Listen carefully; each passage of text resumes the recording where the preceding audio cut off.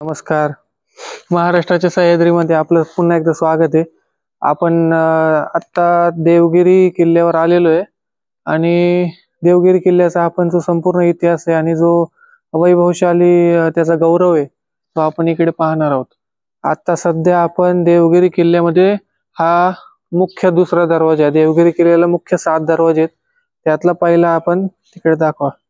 पहिला तो पार करून पुढे आलेलो आहे आणि हा दुसरा दरवाजा आहे. ह्याचा असं आहे की हा जो किल्ला आहे हा भिल्लम राजा 5वा आहे आणि 1187 ते 1200च्या काळामध्ये बांधून घेतलेला आहे. आणि जेव्हा यादवांनी म्हणजे जेव्हा ते लोक होते त्यांनी राष्ट्रकूटांसोबत जी संधी ती केलेली नाहीये. त्यानंतर भिल्लम राजा 5वा यांनी ते अमान्य करून त्यांनी स्वतःचं राज्य यादव साम्राज्य स्थापन केलेले आहे आणि त्यापासून हा किल्ला यादवांनी सर्वप्रथम स्थापन केलेला आहे. आपण पुढचा इतिहास पुढे बघू.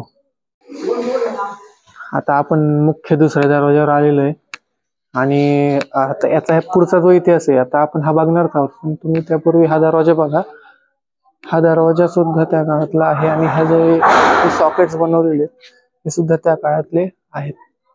आणि त्यानुसार आता पुढे जो इतिहास आहे त्या पुढे इतिहासामध्ये असं आहे की जेव्हा यादवांचं राज्य संपलं त्यानंतर हा किल्ला गेलेला आहे. आता आपण गडाच्या दुसऱ्या दरवाजावर आलेलो आहे आणि ह्याचं जे स्ट्रक्चर आहे तुम्ही मगाशी पाहिलंच असेल. पण आता पुढचा इतिहास जो असा आहे की यादवांनंतर बहामनी म्हणजे खिलजीने या किल्ल्यावर ताबा मिळवलेला आहे. आणि जेव्हा अल्लाउद्दीन खिलजी नंतर जो मोहम्मद तुगलक होता त्याने दिल्ली सल्तनत स्थापन केली आणि दिल्लीवरून ती राजधानी दौलताबादला हलवली आणि या किल्ल्याला दौलताबाद असं नाव दिलेलं आहे. पूर्वी याचं नाव देवगिरी होतं. आणि त्यानंतर जे बहामनी सत्ताधीश आले त्यांनी एक एक करून या किल्ल्यावर ताबा मिळवला. पहिल्यांदा निजामशाहीकडे हा किल्ला होता. जी अहमदनगरची निजामशाही होती त्यांच्याकडे हा किल्ला ताब्यात होता. मग बाकीचे जे आहेत नंतर आदिलशाही मग औरंगजेबाकडे मुघलांकडे किल्ला आलेला आहे. मराठ्यांकडे किल्ला आलेला दिसत नाहीये. इंग्रजांकडे किल्ला आलेला आहे आणि किल्ला हा फितुरी करून जिंकता येण्यासारखा आहे.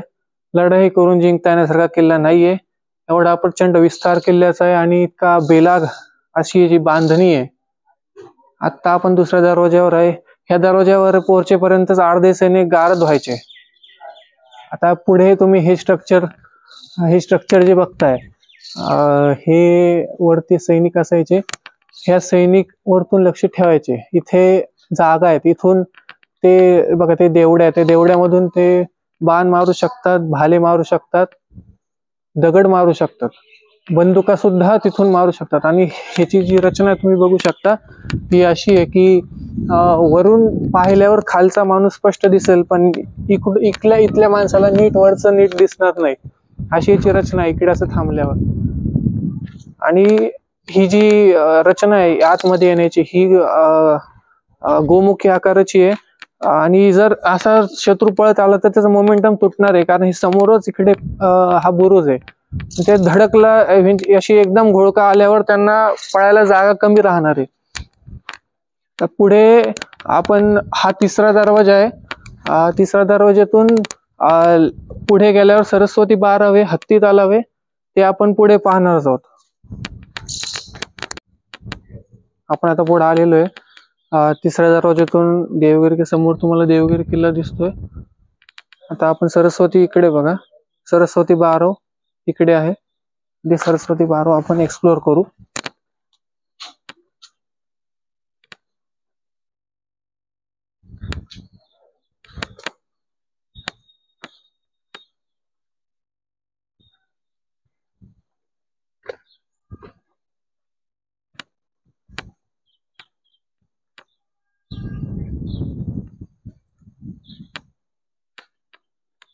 सरस्वती बारव बघून घ्या.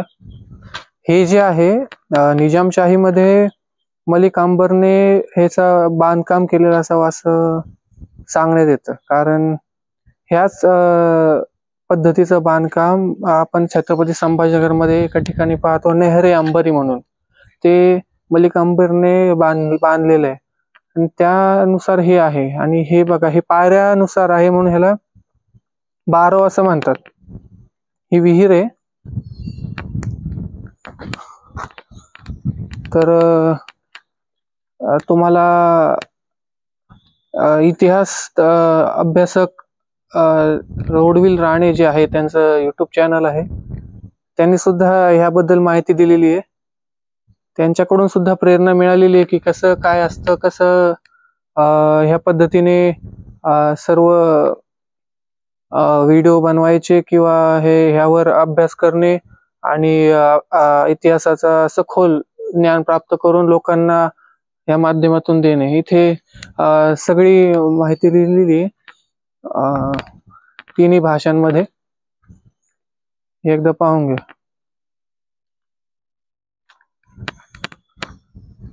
हे पाहून झाल्यावर आपण हत्ती तलाव पाहू. आता आपण पुढे आलेलो आहे आणि तिथे बॅनर आहे आर्किओलॉजी सर्वे ऑफ इंडियाचा. इकडे हत्ती तलाव. आता हा हत्ती तलाव याला का म्हणतात काय अर्थ नाही, कारण ह्याचा जो विस्तार आहे आणि ह्याची जी खोली आहे यानुसार ह्याला मोठा आहे म्हणून ह्याला हत्ती तलाव असं नाव द्यायचं. आणि भरपूर किल्ल्यांवरती हत्ती तलाव आहे. आता शिवनेरीवर सुद्धा गेल्यावर पण हत्ती तलाव आपल्याला पाहायला मिळतोच. समोर हा तुम्हाला चांद मिनार दिसतोय आणि वरती देवगिरी मुख्य बालेकिल्ला आहे. तुम्हाला मगाशी एक गोष्ट सांगायची राहिली. यादवांच्या वेळेस पहिल्यांदा जो सिंघन राजा होता, त्यानंतर म्हणजे भिल्लम पाचवानंतर सिंघन राजा होता, नंतर रामचंद्र राय, कृष्णदेव राय आणि मग जो शेवटी हेमलत राय होता, त्यांनी त्याच्या काळात जे वरून जे आक्रमण झालं दिल्ली सल्तनतचं, त्यानंतर मग त्या काळामध्ये हे सगळं घडलेलं आहे. आणि त्यानंतर देवगिरी त्या परकी सत्तांच्या हातामध्ये गेलेला आहे. पुढे आपण गेलो, इकडे भारत माता मंदिर आहे. ते भारत माता मंदिर आपण पाहू.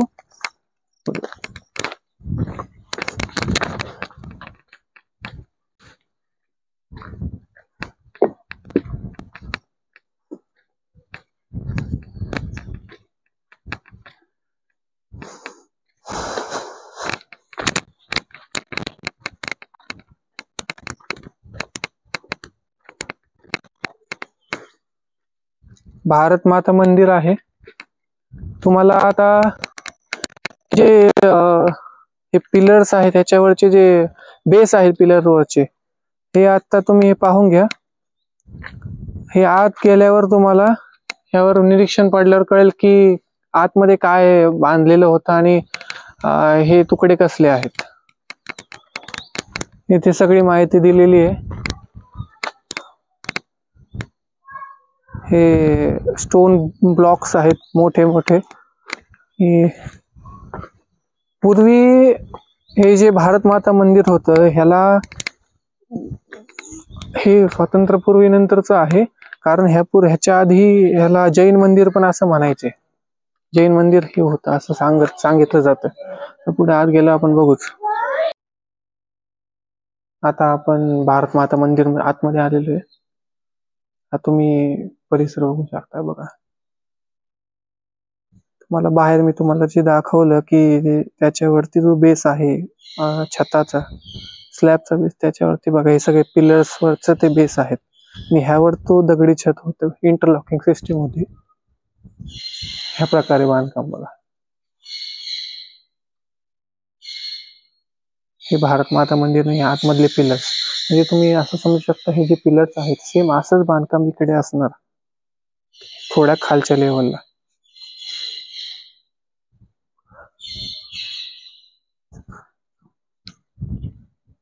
हा चांद मिनार इकडे आहे आणि हा जो परिसर आहे, आणि हे पूर्वी जैन मंदिर होतं हे सांगण्यात आलेलं आहे. जैन मंदिर होतं, त्यानंतर ह्याला भारत माता मंदिर असं स्वातंत्र्यपूर्वी नंतर सांगण्यात येत आहे, असं आहे एकंदर इतिहास. आता आपण पुढे गडाच्या मुख्य 5व्या दरवाजाला जाणार आहोत. तिथे गेलं पुढचा इतिहास जाणून घेऊ.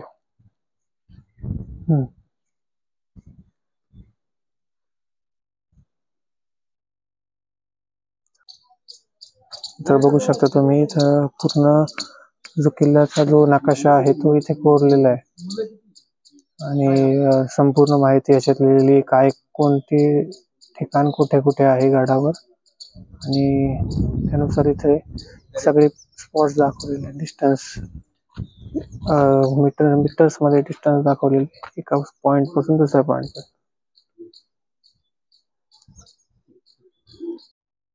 आता आपण पुढे आलेलो आहे थोडा, आणि आता इथे जस्ट इथे 5वा दरवाजा आहे मुख्य देवगिरी किल्ल्याचा. तसे देवगिरी किल्ल्याला 52 दरवाजे आहेत, त्यापैकी हे एक हेमाडपंथी मंदिर आहे त्याच्या शेजारी आहे.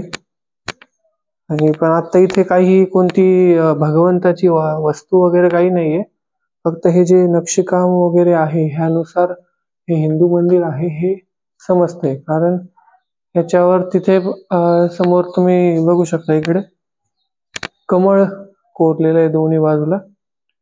ही हेमाडपंथी हिंदू स्थापत्य कला आहे.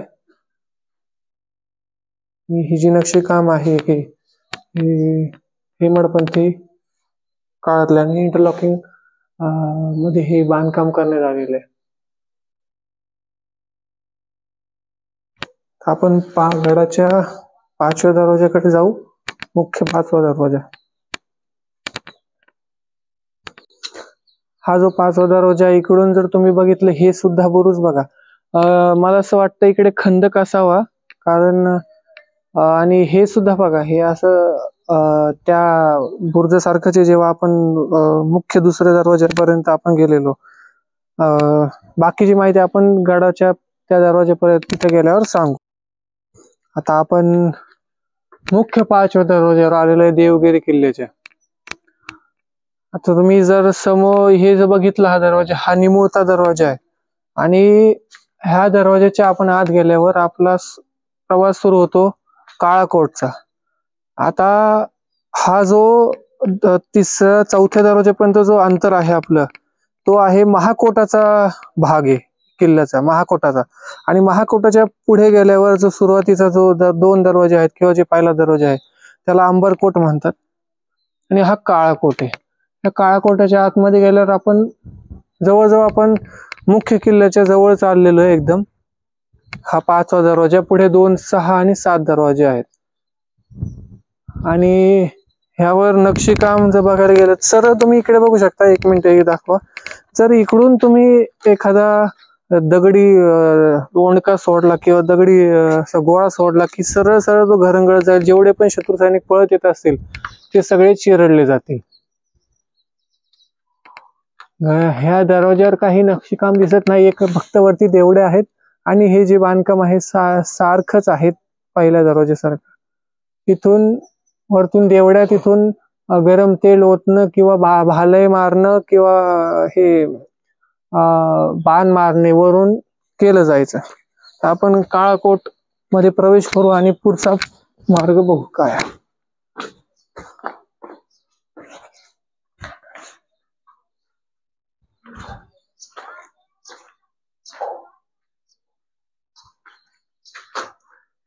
इकडे बघू शकता तुम्ही, इकडे दरवाजा असायचा. हा जो दरवाजा आहे ना, इकडे दरवाजा असायचा, म्हणजे जेव्हा शत्रू सैनिक आतमध्ये येईल तो कन्फ्युज होईल की कुठल्या बाजूला नेमकं जायचं. तिकडे एक दरवाजा, इकडे एक दरवाजा आहे. जर हा मोठा दरवाजा, तो लहान दरवाजा, सैनिकांना वाटायचं हा मोठा दरवाजा आहे तर आपण इकडे पहिल्यांदा प्रवेश करून इकडे त्यांचा तोडण्यात टाइम जायचा. तेवढा तिकडचे सैनिक वगैरे किंवा सगळं तेवढा टाइम त्यांना मिळायचा की सगळं अरेंज करायला. आता इकडे त्यांनी दरवाजा फोडला, त्यांना काहीच मिळणार नाही, बंद आहे इकडे, मुख्य इकडे दरवाजा आहे. हे त्यांना भ्रमित करण्यासाठी, असे किल्ला वाचवण्यासाठी असे युक्त्या लढवल्या गेलेल्या आहेत.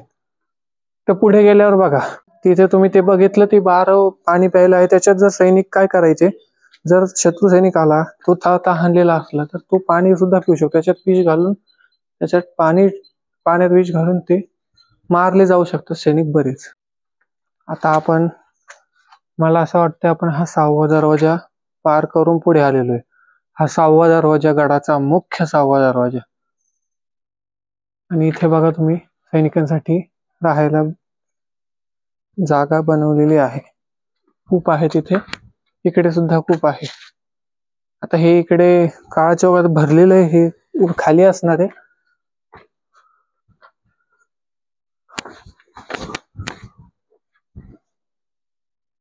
तर तुम्ही हा हा जो किल्ल्याच्या वरचा भाग बघा, निरीक्षण टॉवर आहे.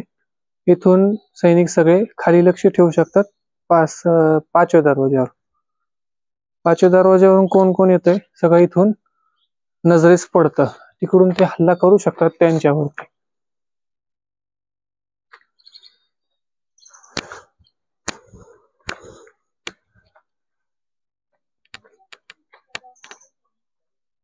पुढे आलो आपण, या इकडे बघा, हा 7वा दरवाजा गडाचा, हा गडाचा 7वा दरवाजा, 7वा दरवाजा गडाचा. इकडे काय आहे हे सांगता येत नाही. इकडे पण एक वाट असू शकते गडावर जायला. पण हा मुख्य 7वा दरवाजा, 7व्या दरवाजातून पुढे जाऊ आपण. पुढे काय आहे हे चेक करू एक्झॅक्ट.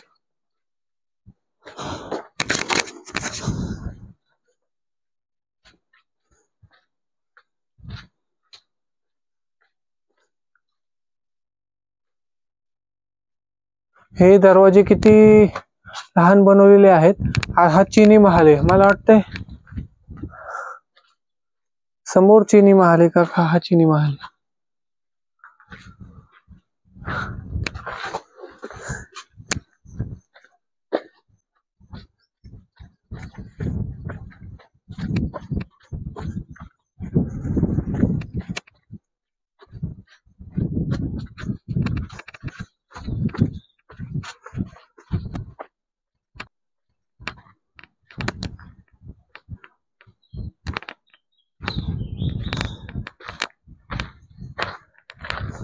बघा, तो 7वा दरवाजाच होता. 7व्या दरवाजावर आपण पुढे आलो. हा मेंढा तोफ आहे इकडे.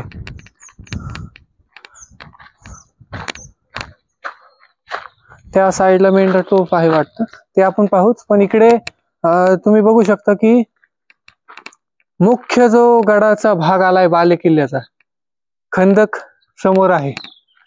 हा खंदक त्या काळी बंद असायचा, आता ह्याला पूल बांधून कायमचं बनवलेलं आहे. इथे वॉर्निंग पण दिली बघा, किती खोल खंदक आहे. आणि हा खंदक खूप रिस्की आहे.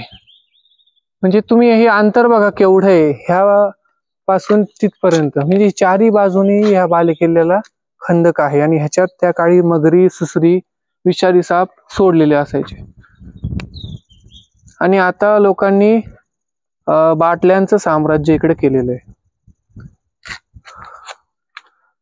पण हे बघूच, मेंढा तोफ आपण एकदा चेक करू कशी आहे.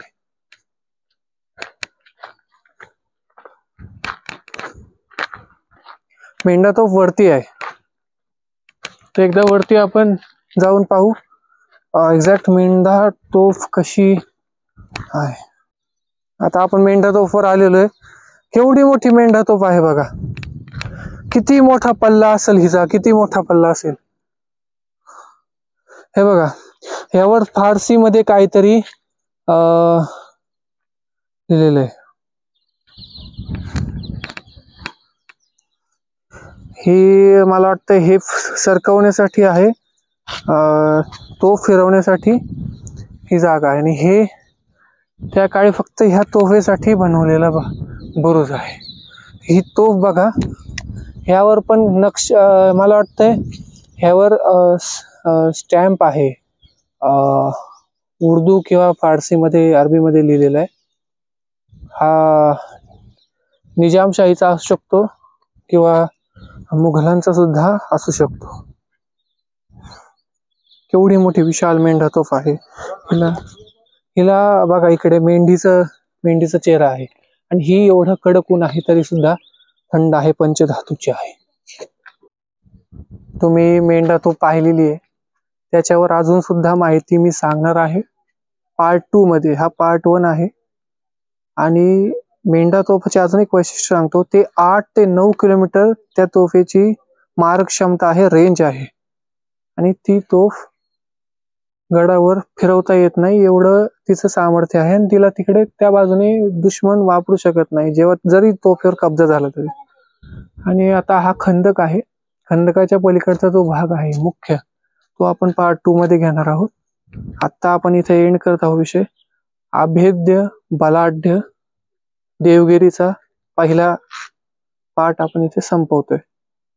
नमस्कार, जय महाराष्ट्र.